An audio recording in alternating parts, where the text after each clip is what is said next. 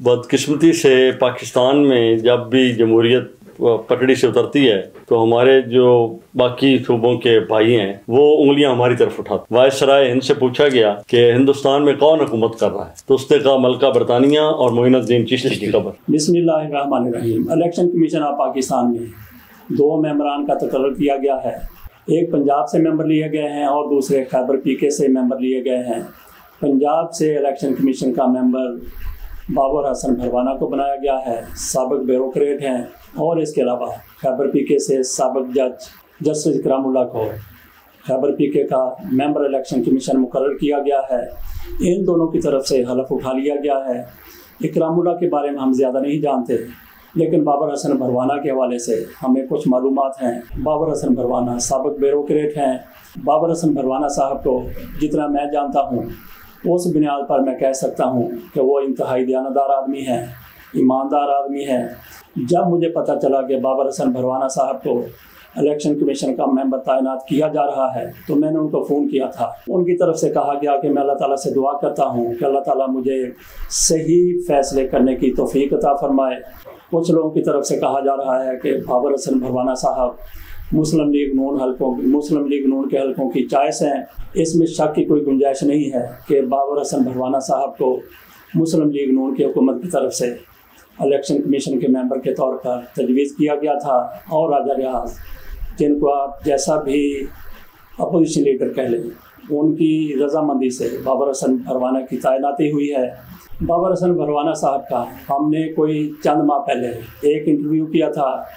اس interview میں انہوں نے اپنے بارے میں بہت کچھ بتایا تھا کہ وہ کہاں کے رہنے والے ہیں، کس طریقے سے وہ حجاز مقدس گئے اور وہاں پہ انہوں نے کیا کچھ دیکھا.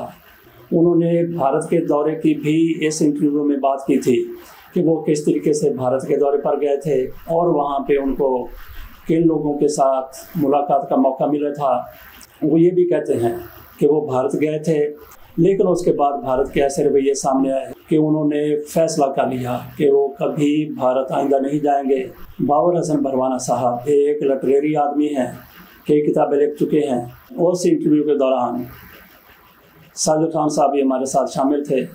بابر حسن بھروانہ صاحب سے جو کچھ ہم نے پوچھا تھا وہ الیکشن کمیشن کے ممبر بن چکے ہیں. میں سمجھتا ہوں کہ ان کے بارے میں جتنی زیادہ سے زیادہ معلومات آپ کے سامنے رکھ دی جائیں اتنا ہی بہتر ہے. ہم کوشش کرتے ہیں کہ اس انٹرویو کے کچھ حصے آپ کے سامنے رکھے جائیں جس میں بابر حسن بھروانہ کی شخصیت کے کئی پہلو آپ کے سامنے آ سکتے ہیں. بابر حسن بھروانہ صاحب کا وہ انٹرویو طویل تھا، اس لیے ہم نے اس کے 2 حصے کر دیے تھے. ایک کا تھم نیل تھا کہ نواز شریف منجے ہوئے سیاستدان ہیں، پیپلز پارٹی کسان دوست ہے. اس سے آپ اندازہ کر سکتے ہیں کہ ان دنوں مسلم لیگ نون اور پیپلز پارٹی کے مابین اتنے رابطے نہیں تھے، دوریاں تھیں. لیکن انہوں نے اس دور میں جس طرح کا بیان دیا تھا اس سے آج ان کو فائدہ ہو رہا ہے کہ مسلم لیگ نون اور پیپلز پارٹی دونوں کے لیے وہ قابل قبول ہو گئے ہیں. اور اس کے علاوہ جس طریقے سے ان کے فلسفیانہ خیالات ہیں، دوسرے وی لاگ کا تھم نیل تھا بے یقینی کی نماز سے یقین کی نیند بہتر ہے. آئیے اب ہم کو بابر حسن بھروانہ کے انٹرویو کے کچھ مخصوص حصے دکھاتے ہیں. کہ میرا تعلق تو ایک ذمہ دار گھرانے سے ہے، جھنگ سے. ہم بھروانہ قوم قبیلے سے میرا تعلق ہے جو سیالوں کی ایک سب کاسٹ ہے. میرے گھر میں عام طور پہ نوکری کا رواج یا وہ نہیں تھا. وہاں میں نے تعلیم حاصل کی، میٹرک وہاں سے کیا. اس کے بعد ایف اے اور B A government college Lahore سے آ کر کیا کہ میرا شوق پیدا ہوا کہ میں مقابلے کا امتحان دوں. تو ماسٹرز کرنے کے بعد میں نے مقابلے کا امتحان دیا. میری پوسٹنگ کے پی کے میں ہوئی. وہاں انڈر ٹریننگ میں ایبٹ آباد میں رہا، بلکہ ہم کوئی تقریباً 1.5 سال میاں محمد نواز شریف کے ساتھ اکٹھے رہے. میں ادھر پارلیمنٹیرینز کو ڈیل کرتا تھا. میں چونکہ میاں نواز شریف کے ساتھ 1.5 سال کا عرصہ گزرا، میں نے انہیں ایک بڑا منجا ہوا سیاستدان پایا. میاں شہباز شریف صاحب کے ساتھ میں نے بالکل ان کے جب وہ وزیر اعلیٰ تھے تو میں 2 محکموں میں سیکرٹری رہا. پھر میں انہی کے دور میں چیف سیٹلمنٹ کمشنر بھی رہا. پیپل پارٹی جب بھی اقتدار میں آئی ہے انہوں نے ذمہ داروں کے مفادات کا خیال رکھا ہے. اس نے کہا جی کہ مذہب کو چھوڑ دینا یا روایات سے ہٹ جانا یا کاسٹ بدل دینا یہ تو کمزور لوگوں کا کام ہے. بے یقینی کی نماز سے یقین کی نیند بہتر ہے. میں وہاں جب پہنچا تو ایک ریفرنس سے میں جو مشہور کرکٹر تھے بھارت کی ٹیم کے کپتان بھی رہے ہیں اظہر الدین، ان کی فیملی سے مجھے ملنے کا اتفاق ہوا، اور وہ بلکہ ان کے جو سسر تھے، ان کے چچا بھی تھے اور سسر بھی تھے، وہ مجھے حیدرآباد جم خانہ کلب میں کھانا کھلانے لے گئے۔ تو جو میں نے ان کی وہاں وہ تہذیب دیکھی، اس میں اتنا رکھ رکھاؤ، اتنا ادب و آداب، اتنا آپ کہہ لیں کہ وہ ان میں وہ ایک موڈسٹی تھی کہ میں متاثر ہوئے بغیر نہ رہ سکا۔ بھارت سے اس لحاظ سے متاثر ہونے والی بات یوں نہیں تھی کہ مجھے اپنا پاکستان کئی لحاظ سے بہتر لگا۔ میں نے پاکستان میں کوئی آدمی سڑک پہ سویا ہوا نہیں دیکھا، بھارت میں نظر آتے تھے۔ یا ایون جب میں حیدرآباد دکن میں بھی تھا، جس کے بارے میں مشہور ہے کہ ساؤتھ پنجاب کو نسبتاً کم نفرت ہے پاکستان سے، لیکن وہاں بھی کچھ جو وہ ان کے انڈینز ہمیں وہ لیکچر دینے آیا کرتے تھے، تو ان کا واضح فرق نظر آ رہا تھا کہ پاکستان کے ساتھ وہ کوئی کمفرٹیبل نہیں ہے۔ جی ہاں۔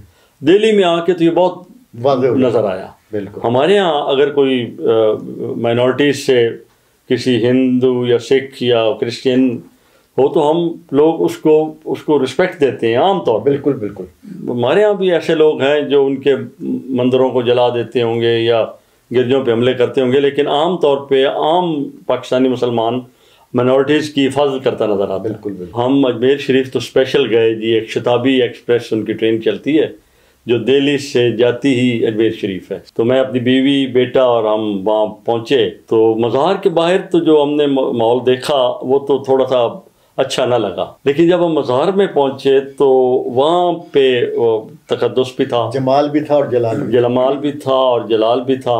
اور سب سے بڑی بات یہ تھی کہ ہندو ہمیں نظر آئے جو اپنے رسم و رواج کے مطابق مانگ رہے تھے۔ وائسرائے ہند سے پوچھا گیا کہ ہندوستان میں کون حکومت کر رہا ہے، تو اس نے کہا ملکہ برطانیہ اور معین الدین چشتی کی قبر۔ غالب کے پاس دلی جانا اور کسی اردو بولنے والے کا غالب کی مزار پہ فاتحہ نہ پڑھنا، وہ تو پھر یا اردو کو نہیں جانتا اور یا غالب کی عظمت کو تسلیم نہیں کرتا۔ بالکل بدقسمتی سے پاکستان میں جب بھی جمہوریت پٹڑی سے اترتی ہے تو ہمارے جو باقی صوبوں کے بھائی ہیں وہ انگلیاں ہماری طرف اٹھاتے۔ جب میں مدینہ میں ریاض الجنہ میں بیٹھا تھا، بلکہ صحابہ صفا کے چبوترے پہ بیٹھا تھا اور میں اپنی من کی دعائیں آپ آقا کے حضور پیش کر رہا تھا، تو مجھے وہ ممبر آقا کا دیکھ کے ایک ہی واقعہ یاد آتا تھا کہ جب آقا کا مؤذن اسلام اور آقا کا غلام حضرت بلال آپ کے دنیا سے رخصت ہو جانے کے بعد مدینہ چھوڑ کر دمشق چلے گئے، تو دمشق کئی دنوں بعد، کئی سالوں بعد آپ مدینہ آئے۔ حضرت عمر فاروق کا دور تھا، تو جب لوگوں نے آپ کو مدینہ میں پایا تو بڑے